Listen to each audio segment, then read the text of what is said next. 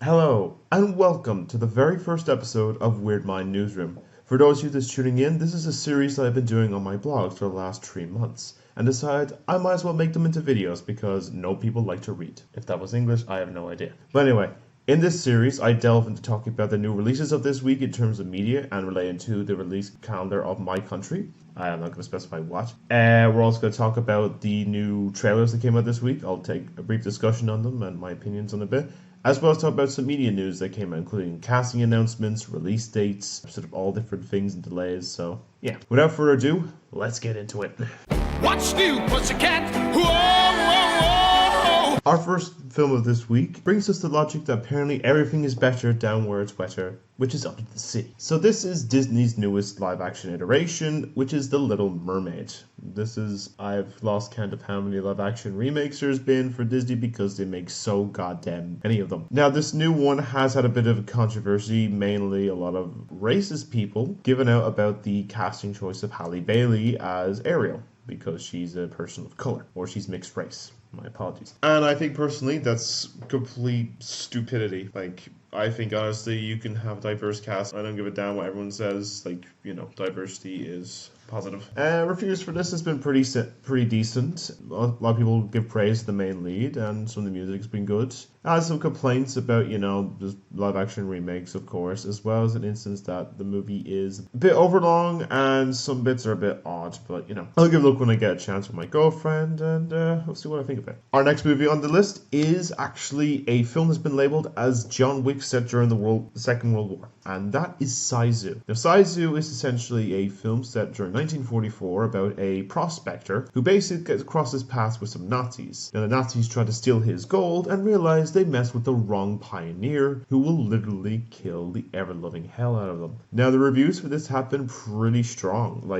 Really great reviews. It's probably one of the better reviewed films of this year. And I think, honestly, it might get a bit of praise. It could launch something, or else this could be a case of a one-off thing. Sometimes one-offs that, are really great can work as well, and sometimes, they delve into it. So, if you're looking for something to watch this weekend, I recommend Sizu. If you're looking for a TV show that released over here, this released about 4 months after the US, and that's Poker Face. The Poker Face is the newest series from Rian Johnson, the man behind the 2 recent Knives Out films, as well as Star Wars The Last Jedi. Anyway, this new series will follow Charlie Cale, played by Natasha Lyonne, who has the ability to tell when someone is lying, where she will jump in her car of her Plymouth Barracuda and drive cross-country, meet some strange, colourful characters, and solve some mysteries, murders, and all that sort of stuff, And it's one of the better reviewed shows of this year, alongside the likes of The Last of Us and Succession. Now, for the last part of our review this week is something that a lot of people forgot about was actually coming out this year. It was also coming out this week, and that is a new game set in Middle-earth. This is, of course, Lord of the Rings Gollum, where you play as everyone's favorite multiple personality disordered little creature called Schmeagol. Want to find his precious. Essentially set between the events of Hobbit and Lord of the Rings, his whole journey in this is supposedly trying to find Bilbo. It's hard to say. Now, this one has been labeled as one of the worst games of this year so far, with strong competition against Redfall and Rockabye City Crime Boss. That's pretty much strong competition for ends. But it could do some damage, and the studio has apologized for the underwhelming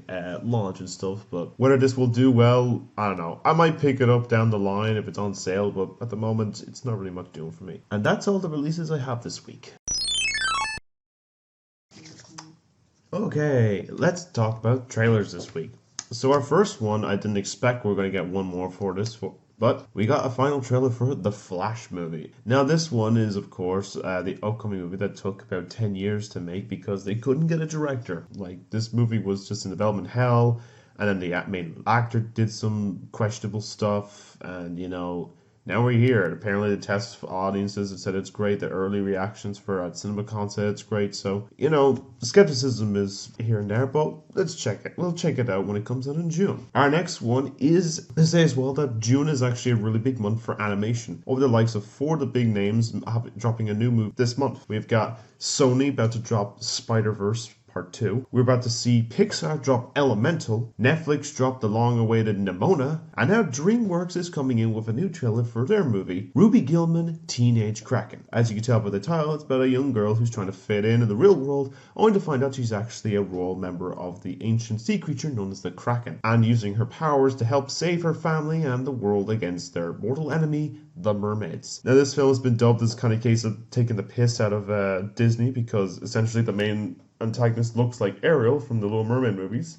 There's also a case where I've noticed it looks a lot like the movie Luca from Pixar. And to say at least that we're gonna get something like this, it looks okay. It's not really rocking my world at the moment, and I'm one that loves animation. But hopefully, whenever it premieres at the Annecy Film Festival, we're going to see some bit of a discussion to it. So, next, this is coming to us from the PlayStation Showcase that happened a couple days ago. And I'm surprised we actually did see something like this happen. Like, I didn't expect we were going to see it. Now, showing up here, which is going to show all the trailers, we got an announcement of a remake to Metal Gear Solid 3 Snake Eater. The most beloved one in the series, you know, the Snake Eater. Yeah. Well, this one is coming out by Konami. There's a bit of skepticism to me because it's not being done with Kojima as well, but hopefully they'll keep it safe. But we don't know when it's coming out. It is coming to all next-gen consoles besides the Switch. It's called the PC, PS5, and the Series X, but we'll find soon enough. But we do know is that they are bringing also the original Metal Gear games and the Metal Gear Solid trilogy in a collection coming out sometime this fall. So if you want to get your boost in again, there's no time to better start. Also at that showcase, we finally, after nearly 2 years of not seeing any footage of it,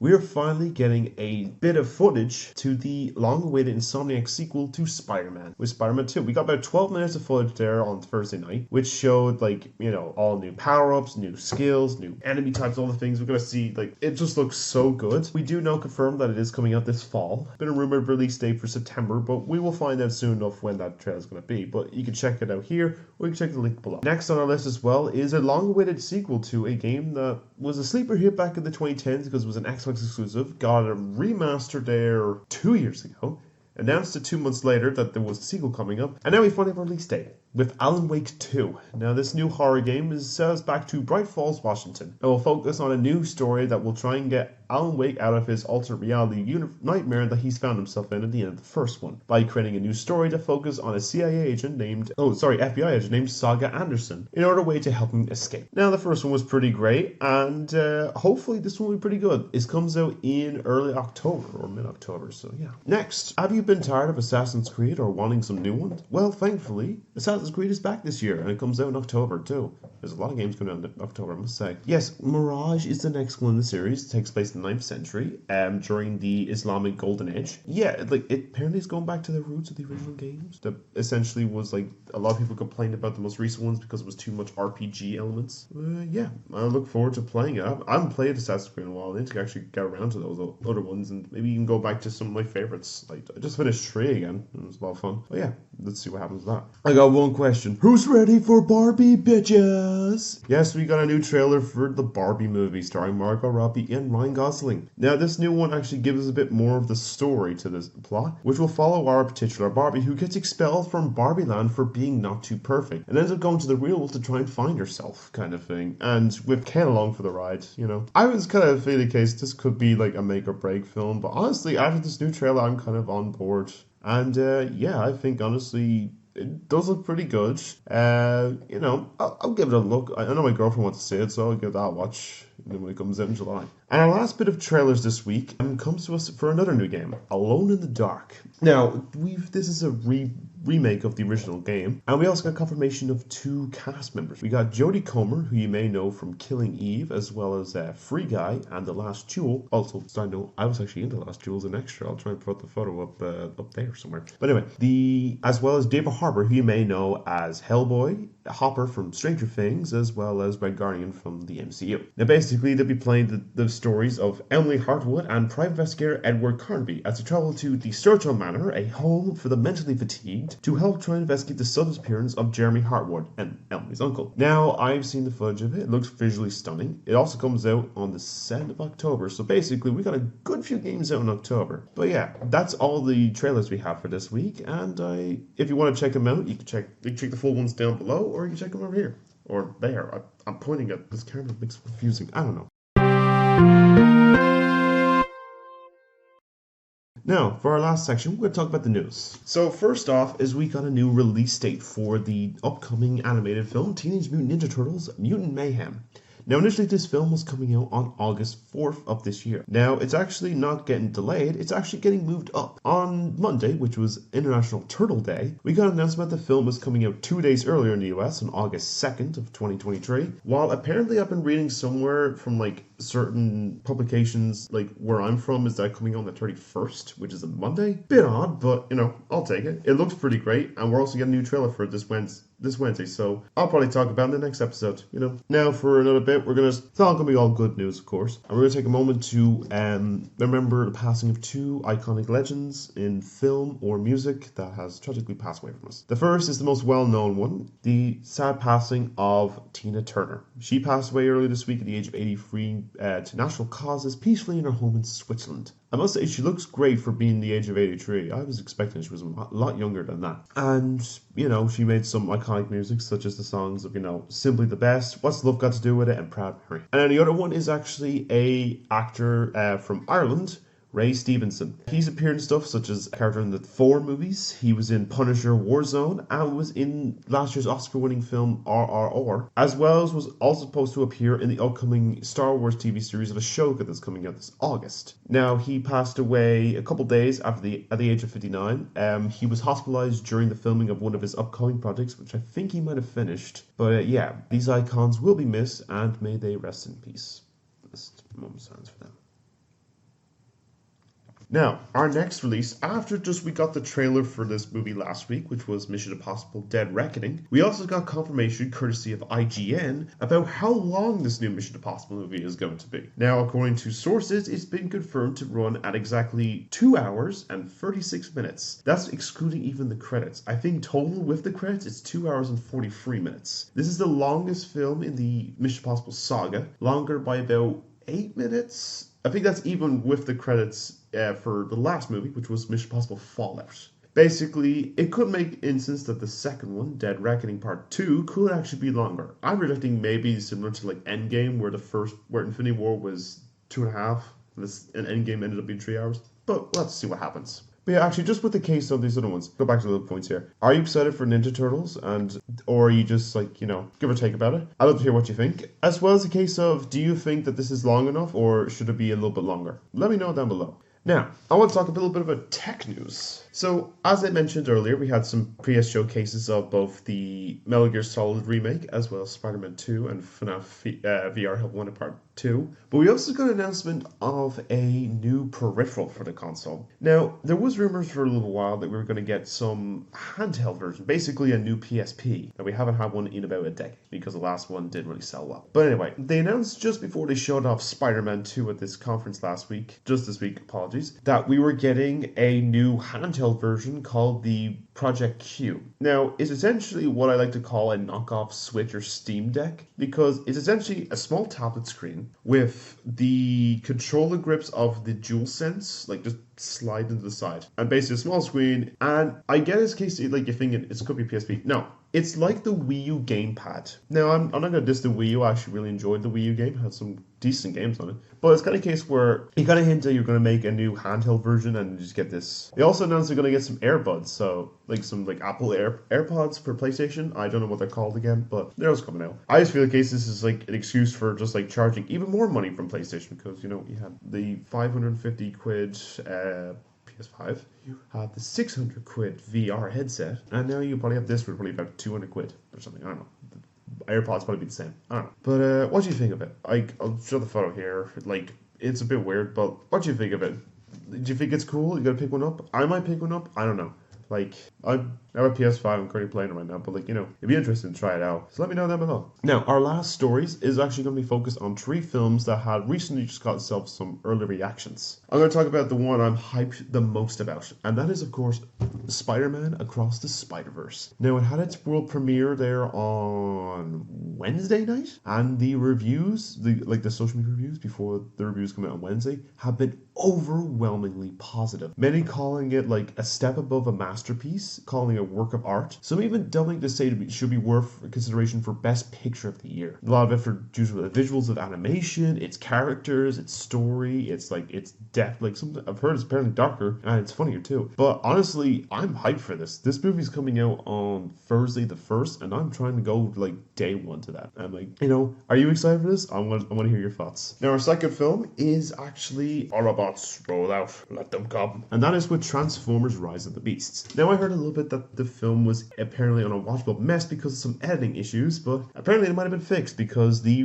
early reactions have started to come in for social media as well before they drop next Monday, and they've been pretty positive as well. Some I've seen that basically it's good vibe of the 90s and the music and stuff like that. Characters are great, good bit of humor to it and charm, and it's like it got a great third and first act. The middle act I've heard has been mixed, but you get that with stuff. Now, as I mentioned, sometimes I should even say with the last one, reactions can vary, of course, because you could say early reactions would be very positive and then they turn out to be shit. It happens. But what do you think? Are you excited for Transformers, or has the likes of Michael Bay's movies have really just like soured your taste in them? And now our last movie for this week is actually on Elemental, Pixar's newest movie. So this movie actually finished premiering and closed the Cannes Film Festival this year. It just premiered on Saturday night, which is at the time of recording was last night, and the reviews have been decent as well. A bit more mixed. A lot of it is just basically has a good bit of charm. It's a bit funny. The love story is actually pretty good in this movie as well, and it has some good message as well about mixing and like being like an immigrant and stuff kind of thing. Yeah, it's like kind of it's like a allegory for like immigrants, like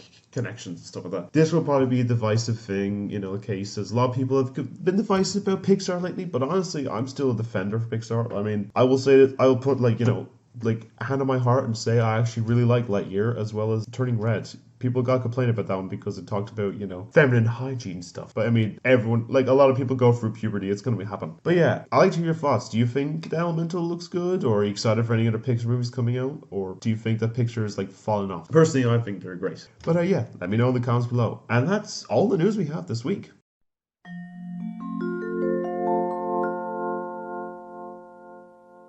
And with that, we come to the end of the first recorded version of Weird Mind Newsroom, and I hope you enjoyed listening to me rambling for, I'm saying the equivalency about 10 to 15 minutes. I could be wrong, it could be edited down, who knows? Like, you're just staring at my glowing forehead for the last 15 minutes and hearing me talk nonsense about media for, I don't know, how long is it? I've been doing this for about an hour, recording about an hour. But yeah, this is projected, hopefully to do a weekly thing. I hope you come back to this. I will be doing other stuff as well, like reviews and topical discussion on different things, and all mix of stuff. Like, inspired by a lot of the YouTubers I watch. Like kind of. I'm not gonna.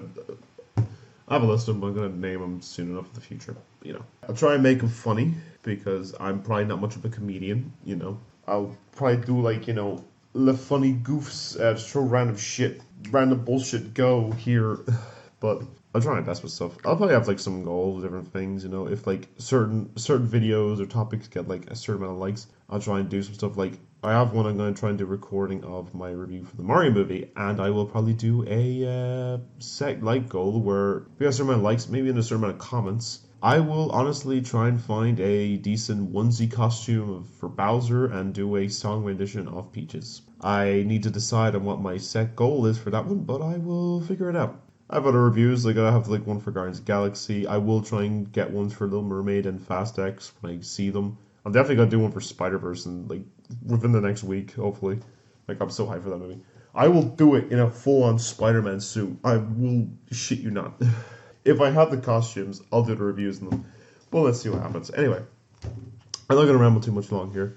I hope you stick around to see me grow in success, become a bit famous, and hopefully, get a chance people to say, hey, that guy's good.